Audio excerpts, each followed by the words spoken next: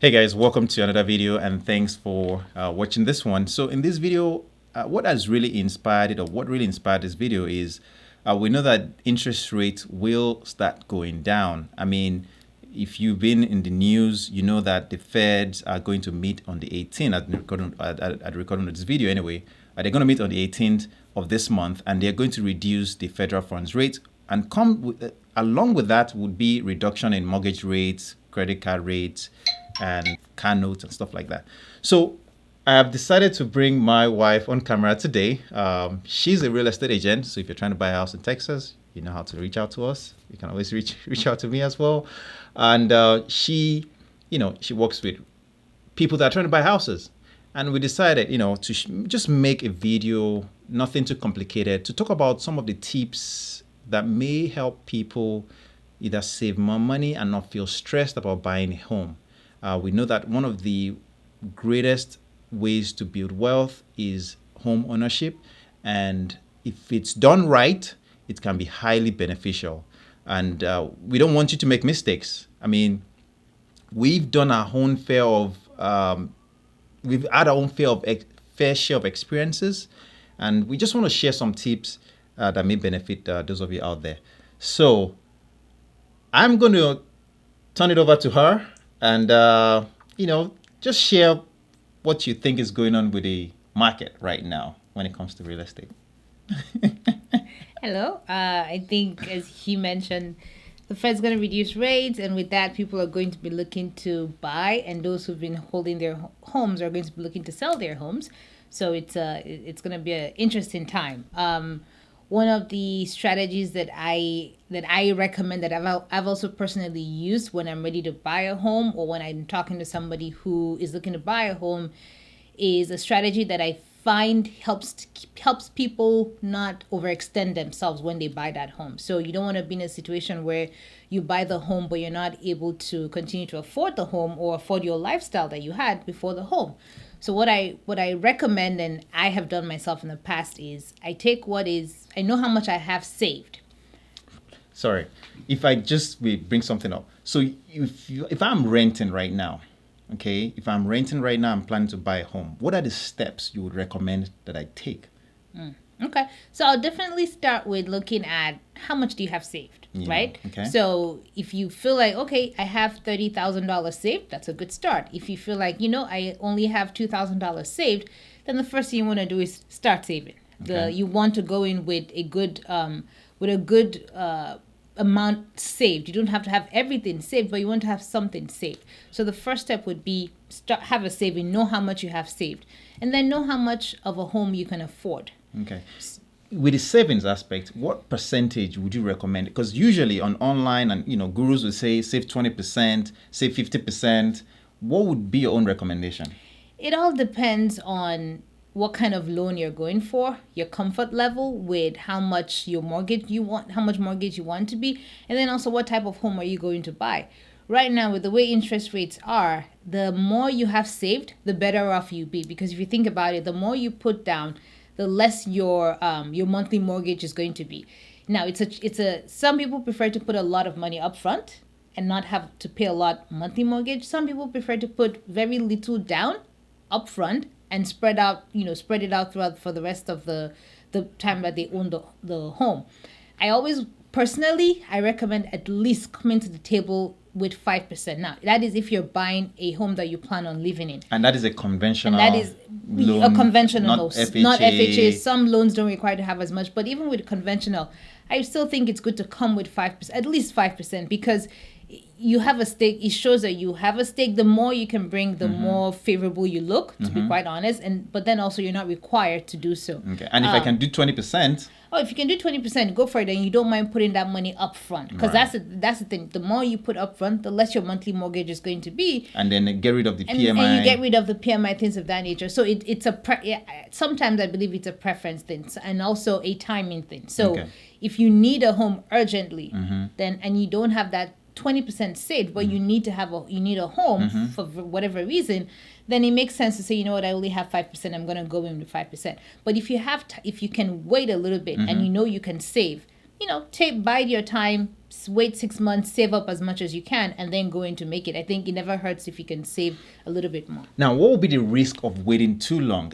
Considering we know that interest rates will start going down, and as we know, people will start rushing into the market. What would be the risk of waiting too long? Because some people may say, they want to save 30%, they want to save 50%, and that may take them in another 2-3 years.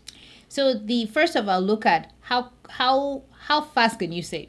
Right. Like you said, if you have a high income, high earning job where you can save 30,000 in a month, by all means, wait. But if you're not, and I think that's a lot of people, not a lot of people have a job that allows them to save $30,000 a month. If you have a job whereby with what your expenses are, you can save maybe 30,000 in the next 6 months. Okay. Right? Okay. Know how much you can save. That tells you how long you have to wait. Now, the risk with waiting and trying to save up is there's speculation that it's going to look like what it was during the pandemic, where there was a bidding war and people were literally offering above the asking price, things of that nature. And that means that even if you have saved right now and you have enough for the home that you want, if it does happen to go into a bidding war, you're going to be competing with people that have a little bit more than you do. Absolutely. Which means the home that you could afford, even though you saved for it, may now be out of your reach price-wise just because it's a bidding war and people are putting in more. The other thing with saving is, waiting is, no one can really predict 100% what is going to happen. So Absolutely. You might save, but then maybe a year when you're ready, interest rates go back up.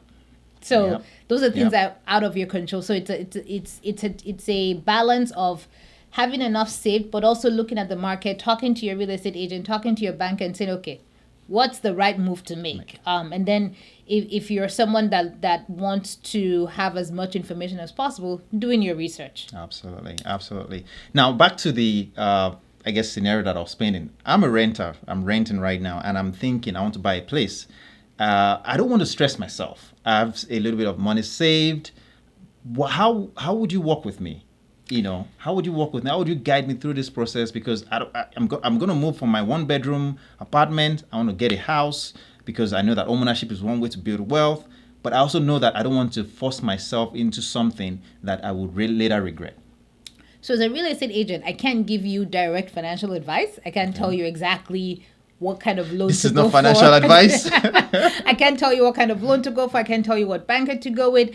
But I can tell you what I did when I was purchasing my first home. I was a renter. And I'm guessing you also work with other people that you advise. And I share with them what I've done. And I tell them this is a strategy that you can go with. Or here are some other strategies. But ultimately, they decide what strategy to go with. This is a strategy that has worked for me. And it has also worked for people that I've shared it with. It's worked for family members. So when I bought my first home, I was a renter. I was renting a 1-bedroom apartment. I knew how much my rent was. I had been paying that rent for about 2 years. I knew that I could comfortably pay that rent amount with my current income and my expenses. I didn't expect my expenses to change significantly. So I decided, you know what? I'm going to buy a home. I want my monthly mortgage, that includes the premium, the interest, taxes, and insurance, and any PMI that I was going to have, the sum of that to not be more than my rent at that time. If it was going to be more than my rent, plus or minus 10%. Okay. So let's assume my rent was $1,500, right? That means I wanted to keep my mortgage around that price. Maximum I was willing to go for my monthly mortgage was maybe 17. Maximum I was willing to go. Okay. That allowed me to know that if worst case happened, I could comfortably pay my mortgage and still pay up my expenses that I had on my current income. Right. Without having to stress myself. And it also meant that the very next month after I purchased the home, I didn't have to change anything significantly, like maybe cut back on cable or cut back on a streaming device or cut back on groceries because I needed to pay my mortgage. I could comfortably do it. So that's how I estimated that. Now, I take that mortgage amount, multiply it by 12, multiply by the duration you want to own the home, and then take out how much you have saved. So let's say I had $30,000 saved, and the home I was looking at was $350. 30 minus $350 was $330 left. Divide that and say, okay, if I purchase this home, how much would my monthly mortgage be? If it was around the price, and I'm like, okay, that's where I want to be. Any home that I saw that was above that, I'm like, nope. So that kind of helped. Yeah, it helped me. It helped put me in a a range to say I can afford between this and this. Anything after that will take me out of that monthly bracket that I want. Affordability. Right. Yes. Now, here's something that I've also heard that people do, and this is a mistake that I hope that you don't make. Some people go to a bank. The bank tells them, "Oh yeah, you make $100,000. Oh yeah, you can afford $500,000 home," because the bank is looking at what they are making yearly.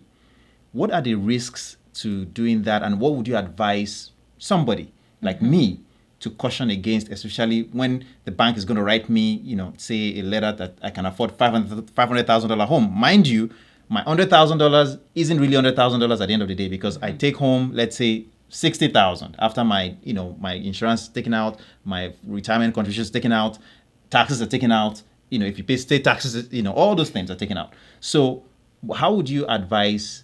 I'm guessing that's why you recommend that approach, if that makes sense. That's one of the reasons, and the other is because you might have personal obligations that the bank is not aware of. For example, if you have family members that you're supporting overseas, or if you have elderly parents, or of upcoming expenses that are not your regular monthly expenses. And it's not a debt. It's not a debt, but it's an upcoming expense that you want to be able to afford. Those are things that you have that information. The bank doesn't have that information. So even though the bank says, "Oh yeah, based on your income, like you said, you can afford a home of 300,000."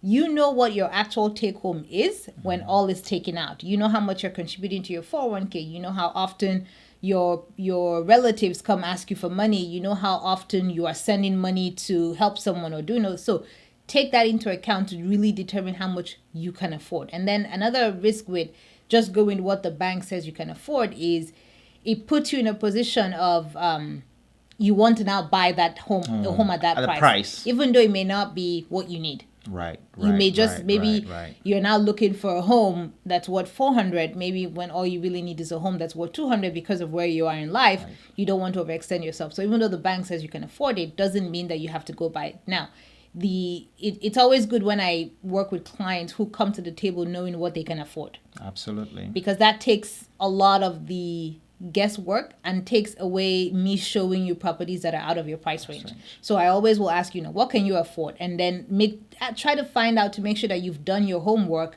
and are comfortable with that number. And then there's always a give and take, right? So for example, you can afford a home of 350, but then you want to be in this particular area for whatever reason, but there are no homes in that area. Range. You have to give something to get what you're looking for. Absolutely.